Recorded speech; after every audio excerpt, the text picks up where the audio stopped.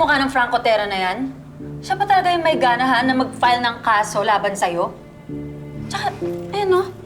Meron ng judge na may hawak ng kaso. Kapal ng mukha. Grabe, iba talaga nagagawa ng may pera. Teka, ate. Judge Romano. Malamang nanay ito ni Maxine. Isa sa mga kaibigan ng Terra. Naninindak lang yung Franco Terra na yan. Gusto niya ganitong laban? O sige, di bibigay natin. Magkasuhan tayo dito.